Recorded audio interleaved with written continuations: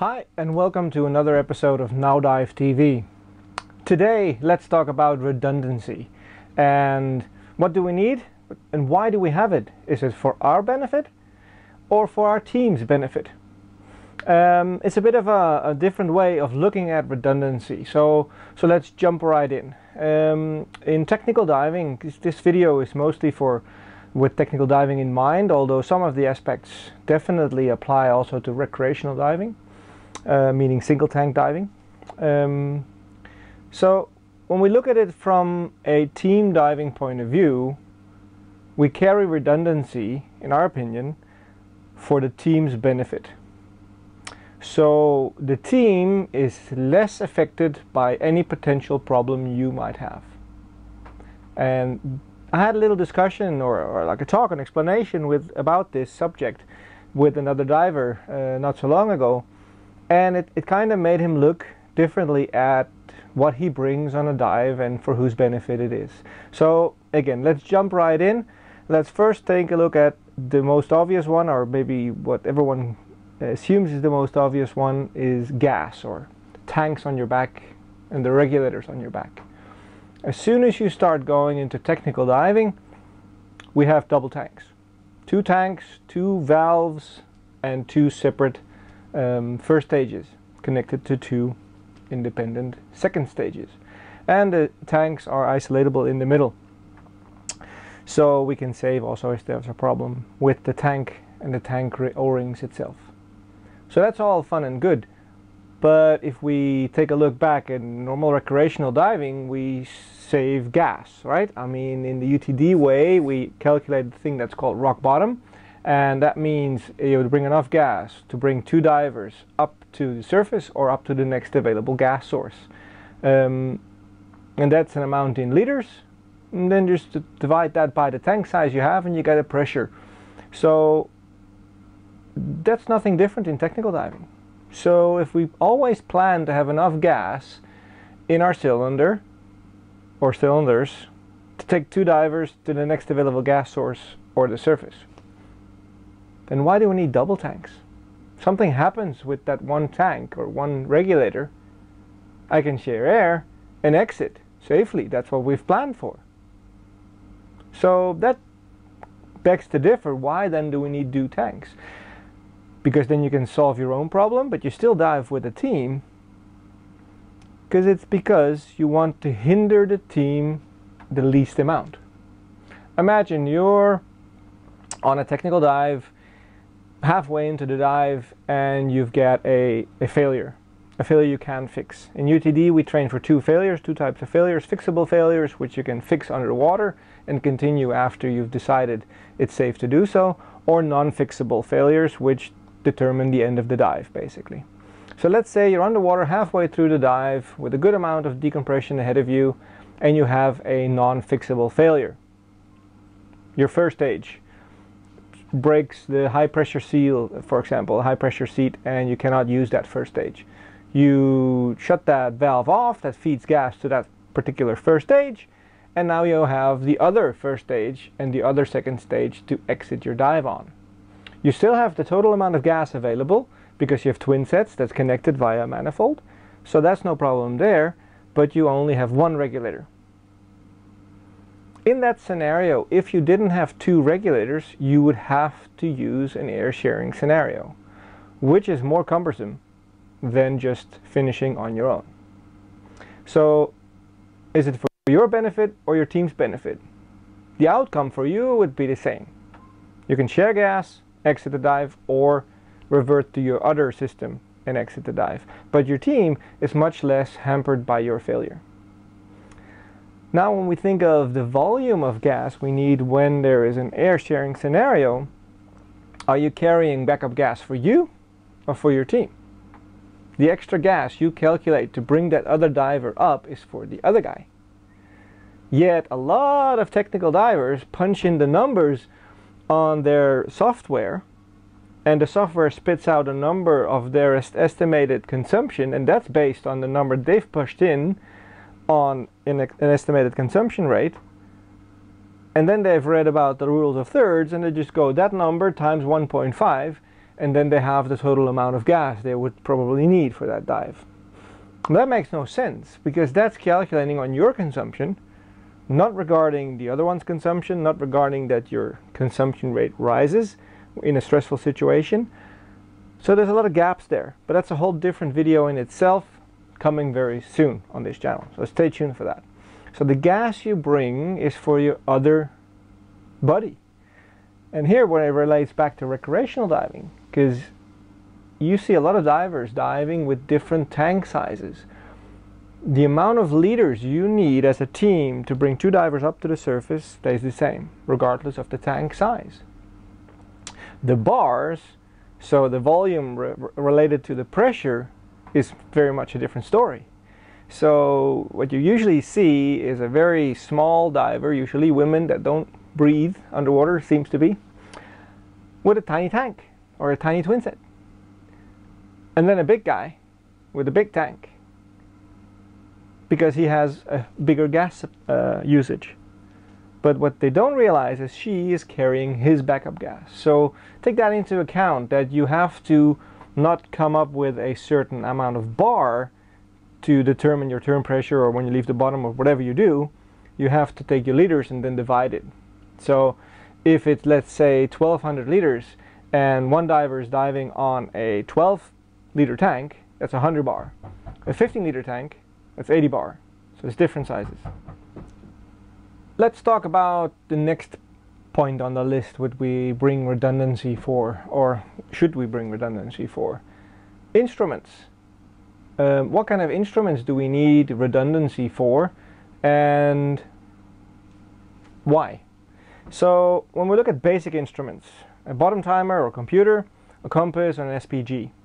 I've made another video on how to use those items properly, so I'd suggest you look at that video also. It's an informative video that also opens your mind maybe to a different way of looking at things. But in our way, in a DIR way of teaching, we say one computer bottom timer is enough per diver. But in technical diving and decompression diving, you're very much dependent on your computer. Yes, but you're also dependent on your computer by that rationale as a recreational diver. And why are you dependent on it? Yes, because you have to know when to stop. Yeah, okay. If your equipment fails, you abort the dive. So having a backup computer would still mean you'd abort the dive, but then just using your backup computer. Right? I mean, you don't continue on your backup. I mean, maybe you do, but I would consider changing that rationale. So if my computer or bottom timer fails, battery goes out or whatever, I can turn to my team and I say, hey, my bottom timer or my computer is broken, we need to exit the dive. We stay together as a team. Up until then, we were in our limits. We know that. The deco captain takes over, as they normally would do anyway, and you exit the dive. He determines when to stop. You can even look at their instruments if you like. You're staying together, so there's no real need to bring super expensive backup computers or backup bottom timers. You can do for conveniency, but it's not necessary. And a lot of divers, they begin to think as solo divers when they start going down the technical diver path. Whereas we say the team is our backup brain, our backup gas, and our backup equipment. So, like I said before, we carry independent first stages to less hinder the team of our failures or our problems underwater. When it comes to a computer, you hear it a lot that people have double dive computers, and these things are not cheap. Especially when you get the high-end Trimix with all the mumbo jumbo inside. So, wow, spending twice that is a big chunk of money for a lot of people. Because if you have that, why not have 2 compasses? It's just as important in a way to get back to the shot line. Yeah, you can follow your team. Yeah, then why can you not follow the team vertically if you can follow them horizontally? Do you know what I mean? Yeah, and then why don't you have 2 SPGs? one on the left and one on the right, or even two on one stage. I mean, most first stages have two high pressure ports, one on each side. That's for configuration purposes, but some of them are configured like this, so you could put two on. If one goes down, you can look at the other. You still don't do that. Why is that? And that's also referring to the other video about how to read your instruments, because in my opinion, or my point of view, is that an SPG is already a piece of backup equipment. If you dive with a computer, it should be a piece of backup equipment to a profile you already know or have adjusted. I mean, we teach ratio deco, which is basically a strategy. It's not a new algorithm. It's usually very, very close to whatever the computer tells you to do. But the big difference is you know what it's supposed to say, and you can be proactive in your actions underwater. The computer is a very dumb piece of machinery. It's just an Excel spreadsheet pumped in a nice LCD screen, and it's only reactive. It can only give you information about what you have done or what you are at this exact moment in time.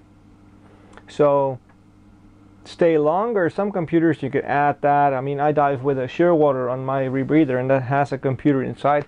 I can take it or leave it, and you can see inside the menu you can push numbers to add 5 minutes to your bottom time, what that will do for your ascent time, or subtract 5 minutes, or add some depth, or all that sort of stuff. Point of the fact is, with ratio deco, you know that stuff. So I don't look at my computer to tell me what to do. I know what to do, and then I just look at the computer for the depth and the time I need to stay at that depth. And most of the time the computer agrees with me. So does that mean that ratio deco is superfluous? I mean, if the computer and you agree most of the time, do you really need it? I say yes, because what if the computer does something you don't agree with? You fucked up a setting, and I can come with tons of examples on this. My personally experience as well. You fucked up something in the computer and it shows you something different. Then what? I mean, you have the knowledge to do something about it. Your computer just records and tells you what you are based on the parameters it has been fed. So a computer, I don't think you need a backup. Some people carry a backup because it's easy to take with, especially in rebreather diving. You take a loose handset with you and log your dives, and that's also perfectly fine. If you want to spend the money for that, fine, perfect. But from a safety point of view, abortion of the dive, you won't kill yourself. You will kill yourself if you don't have a backup. No, you will get out just as safely. Your team will guide you out. Same with an SPG, same with a compass. You don't need backup things of those. Again, there's no right or wrong way, it's just a choice. I mean, if you want to spend $1,000 on one Trimix computer and then $1,000 again on another Trimix computer, I mean, it looks very cool, but it's unnecessary. If we stay within rebreathers, we have two monitoring devices of the Loop PPO2. You can argue that 2 is plus. I think that's where convenience comes in. You can calculate your PPO2 at any depth using standardized gases. We dive standardized gases to the depths they are meant to be, because that keeps our loop calculations a lot easier. It also keeps our PPO2 a lot easier to manage. That's a talk for a different video, I think. So we can do the math ourselves, and we can actually do a cell validation with a very simple calculation. So why do we have, for example, a heads-up display and a handset? Why not just one or the other? Well, here we believe that the extra information you get from that is beneficial, because you can do the maths, but it makes the rest of the dive, the exit of the dive, very, very labor intensive. If you have to do that constantly, it's not a problem to do it once to do a verification, but if you do it constantly, it gets a bit tedious. Plus, your buddy cannot tell you what your loop is. We rely on our buddies as well. So 2 of those makes good sense. We don't have double compasses like we discussed before, because the team stays together. Last item There's more items to carry backup as well, of course, knives, cutting devices, but they are a little bit too detailed. I mean, we'll cover that in courses and stuff like that. It makes sense to have 2 cutting devices. But one that's sometimes a bit overlooked is a backup mask. It's very rare to lose your mask. It's very rare the mask strap breaks, but it can happen. I mean, these frameless masks, sometimes the skirt loosens up from the glass and you get leaky mask, or it just happens sometimes. So if you have a backup mask, here's a little tip of the day. Put some toothpaste on the glass, a good thick layer, and let it sit. Let it sit to dry out completely, so it's hard. You can almost scratch it off with your nail. Then you put a little tiny layer, you need to do 2 layers, a little layer of toothpaste again on that, and let it sit again till it's dry and hard, and then you stow it in your pocket. Because, be honest, who of you in the pre-dive check takes out their backup mask, spits in it, defogs it, sticks it back? No one. I don't either. I mean, no one does that. And it's a pain in the ass to have to revert to your backup mask, and it's fogging up all the time. If you put that little layer of toothpaste in there, 2 layers, then when you take your backup mask out, all you do is just wipe with your fingers that toothpaste away, and it goes away fairly easily. You put your mask on, smells nice, and it doesn't fog in the remainder of that dive. And you have to only reapply that every, I don't know, 10-15 dives or something like that, depending on how rough you are with the stuffs in your pocket and what kind of water you dive. But usually it stays there for about 10 dives. So that's a little handy tip of the day. So to recap, we have backup, yes, for ourselves, but primarily for our team's benefit, so our failures don't impact the team as much.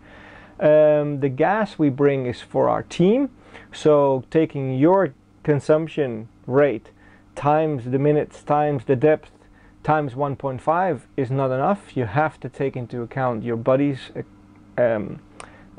elevated consumption rate. And if you dive different tank sizes, you need to take into account that there's different sets of pressures to exit a dive on. Smaller tank, bigger the pressure. Anyway, short little video on redundancy and a different way of looking at it, as you might have done before. So stay tuned. There's soon to be coming a very nice video on the rule of thirds, an explanation that makes it a little bit easier to understand. It is not just as simple as taking the gas you need on the bottom times 1.5 and all is good. It's a bit more intricate than that. But stay tuned, and we'll see you out there.